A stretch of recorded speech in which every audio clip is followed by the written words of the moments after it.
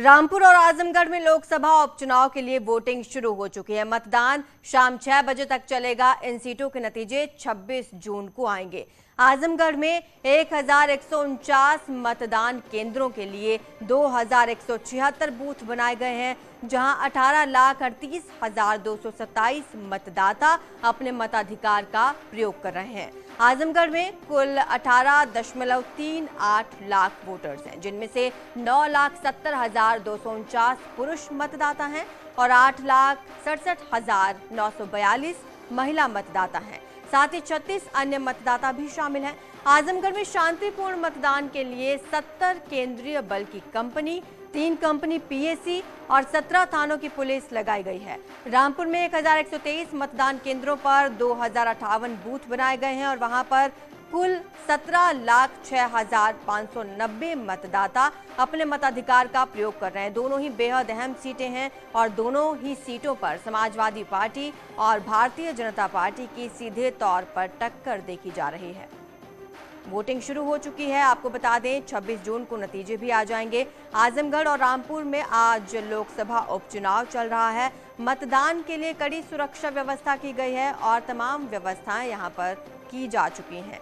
26 जून को उपचुनाव के नतीजे आएंगे, लेकिन इससे पहले सुबह से ही अब वोटिंग शुरू हो चुकी है। दोनों ही सीटों पर अलग अलग मतदान केंद्रों पर लोग पहुंच रहे हैं, अपने मताधिकार का इस्तेमाल कर रहे हैं।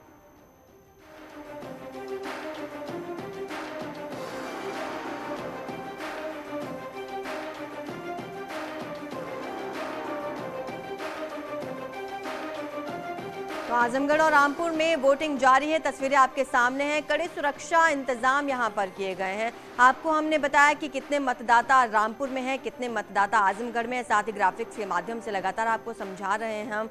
आपको बता दें कि आजमगढ़ और रामपुर दोनों ही बेहद अहम सीटें हैं। उत्तर प्रदेश की लोकसभा उपचुनाव यहाँ चल रहा है। आजम खान का ये किला है, क्या बीजेपी इस किले में सीन लगा पाएगी? ये आजम खान की ओर से बार बार कहा जा रहा है जेल से बाहर आने के बाद कि एक तो हर मंच से कह रहे कि उन्हें बड़ा प्रताड़ित किया गया, उत्पीड़न किया गया, झूठे मुकदमे लादे गए, लेकिन अब वो कह रहे टाइगर इज बैक। इस उपचुनाव में टाइगर इज बैक के क्या मायने हैं? देखिए, पहली बात यह है कि भारतीय जनता पार्टी ने परीक्षा की भरपूर तैयारी की है और जनता है परीक्षार्थी। हमने एग्जाम की पूरी कंप्लीट तैयारी भी की है और एग्जामिनर पब्लिक है। लेकिन मुझे पूरा विश्वास है कि भारतीय जनता पार्टी का जो सुशासन, समावेशी विकास और सबकी सुरक्षा का संकल्प है, उसको भारतीय जनता पार्टी को लोग अपने मताधिकार का इस्तेमाल करेंगे और वोट देंगे। 2019 में आजम खान ही सांसद थे यहाँ से। इसके बाद जो उनके करीबी हैं वो अब मैदान में है। लगता है आपको कि ये फाइट कितनी स्ट्रांग होने वाली है? क्योंकि यहाँ पे वोट जो है वो नरेंद्र मोदी जी के विकास और योगी आदित्यनाथ जी के विश्वास के प्रति जो समर्पित जनता है वो करने जा रही है। इसमें कोई व्यक्ति, कौन व्यक्ति जेल में था, कौन व्यक्ति रेल में था, ये इशू नहीं है। अखिलेश यादव इस बार चुनाव में उतरे नहीं, उन्होंने चुनाव प्रचार नहीं किया, ना ही आजमगढ़ में किया, ना ही रामपुर में किया। क्या स्ट्रेटजी है ये या फिर ये ओवर कॉन्फिडेंस लगता है आपको?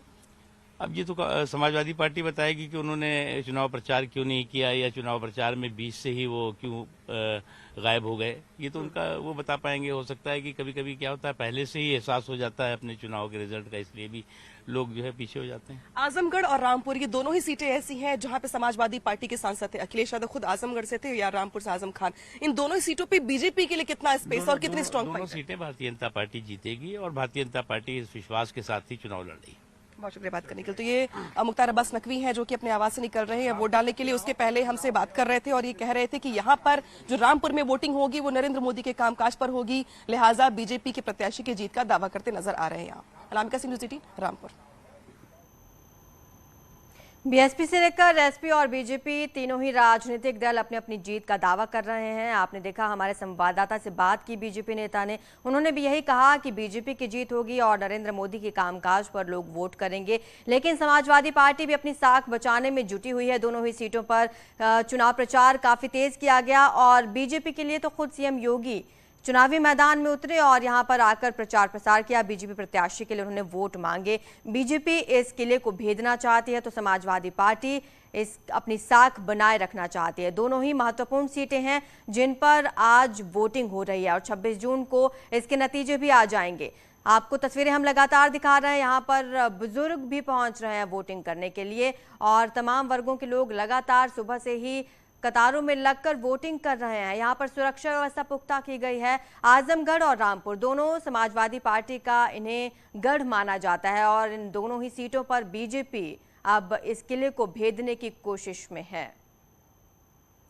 आजमगढ़ में हमारे संवाददाता ने मतदाताओं से बात की है, चलिए आपको सुनवाते हैं।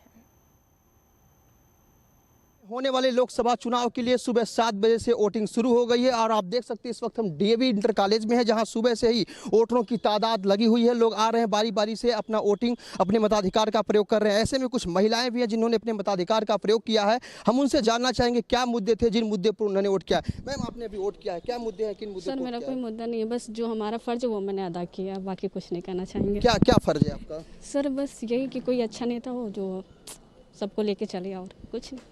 तो निश्चित तौर पे ये महिलाएं थी जिनका साफ तौर पे कहना है कि जिले में हमें ऐसा नेता चाहिए जो सबको लेकर एक साथ चले। हमारे साथ और भी कुछ लोग हैं जो बातचीत करेंगे और बताएंगे किन मुद्दों पर उन्होंने वोट किया है। सर, सबसे पहले आप अपना फिंगर दिखाएं, आप वोट करके आ रहे हैं और क्या मुद्दे होंगे जिन मुद्दों को लेकर के आप अभी वोट करके निकले हैं बाहर? देखिए, मुद्दा मेन तो यह है कि जिसकी सरकार है वही कुछ विकास कर सकता है और प्रदेश में योगी की सरकार है, देश में मोदी की सरकार है। इसलिए आजमगढ़ के लोगों ने यह मन बनाया है कि यहाँ भारतीय जनता पार्टी का जब सांसद होगा तो वह निश्चित तौर पे एक बड़ा विकास का खाका खींचेगा और अच्छा विकास करेगा। आजमगढ़ में जो कामें, जो सड़कें या जो भी विकास का काम अधूरा है वो पूरा होगा। और सरकार ने यहाँ विश्वविद्यालय देकर नौजवानों को अपने साथ, अपने तरफ आकर्षित किया है। इसलिए हम सारे लोग सरकार के पक्ष में वोट करने का। यहाँ के लोगों का तो कहना है समाजवादी पार्टी का गढ़ है, समाजवादी पार्टी ने काफी विकास। हाँ, बिल्कुल समाजवादी पार्टी का गढ़ कह सकते हैं, क्योंकि उनके सारे एमएलए यहाँ जीत गए थे। लेकिन इस बार वह परिवारवाद का और उनके गढ़ का ये किला ध्वस्त होगा। तो निश्चित तौर पे लोगों का कहना है कि समाजवादी पार्टी एक परिवारवाद को बढ़ावा देती है, उनका किला इस बार ध्वस्त होगा। हमारे साथ कुछ और वोटर हैं, उनसे जानना चाहेंगे कि क्या मुद्दे होंगे जिन मुद्दों को लेकर उन्होंने अपना वोट किया। सर, अभी आप वोट देकर आ रहे हैं, क्या मुद्दे हैं? पहली बात तो मीडिया वालों से हम बातें नहीं करते हैं, बस। तो निश्चित तौर पे लगातार यहाँ वोटर अपने मताधिकार का प्रयोग करके बाहर निकल रहे हैं और अपनी अपनी जो भी बातें हैं वो मीडिया के सामने रख रहे हैं। अभिषेक उपाध्याय, न्यूज़ 18 आजमगढ़। तो वोटिंग करने के लिए लोग लगातार वहां पर पहुंच रहे हैं। समाजवादी पार्टी की बात हो, बीएसपी की बात हो या बीजेपी की बात हो, तीनों अपनी अपनी साख बचाने में वहां पर जुटे हुए हैं। आपको बता दें कि आजमगढ़ की जो लोकसभा सीट है वो अखिलेश यादव के इस्तीफे के बाद खाली हुई थी। अब आजमगढ़ में बीएसपी प्रत्याशी हैं गुड्डू जमाली। उन्होंने शिबली गर्ल्स इंटर कॉलेज में अपना वोट डाला है, जिसके बाद उन्होंने अपनी जीत का दावा किया है।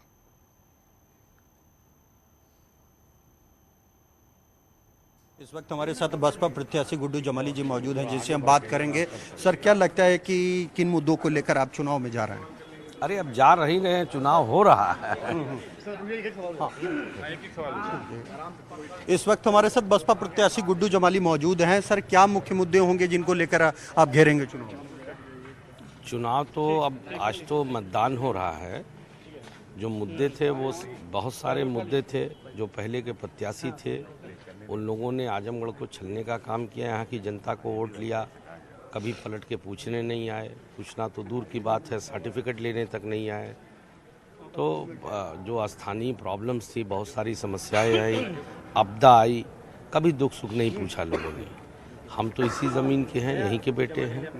तो जनता ने आशीर्वाद दिया है। चुनाव बहुजन समाज पार्टी जीत चुकी है। शाम तक आप लोगों को आइडिया हो जाएगा। अखिलेश जी भी यहाँ पर प्रचार करने नहीं आए, इसके पीछे क्या मानते हैं?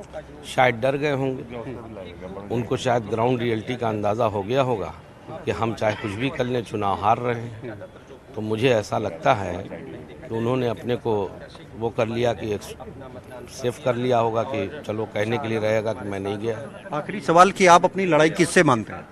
कोई नहीं लड़ पाएगा इन लोगों का। आप देखिएगा, मोर देन लैक्स वोटों से अंतर रहेगा। जैसा कि आपने सुना, ये थे बीएसपी के लोकसभा प्रत्याशी गुड्डू जमाली, जिनका कहना है कि समाजवादी पार्टी कहीं भी टक्कर में नहीं है। बसपा यहाँ पर 1 लाख से अधिक वोटों से जीतेगी, क्योंकि अखिलेश यादव डर गए हैं, जो कि यहाँ से सांसद रहे हैं, और यही कारण है कि वो आजमगढ़ में प्रचार करने तक नहीं पहुंचे हैं। ऐसे में गुड्डू जमाली का ये दावा कितना सच होगा ये तो 26 तारीख को पता चलेगा। लेकिन फिलहाल जो बसपा है वो पुरजोर प्रयास कर रही है कि आजमगढ़ में कहीं ना कहीं अपनी जीत दर्ज कराई जाए। कैमरामैन अनिल के साथ राजीव प्रताप सिंह, न्यूज़ 18 आजमगढ़।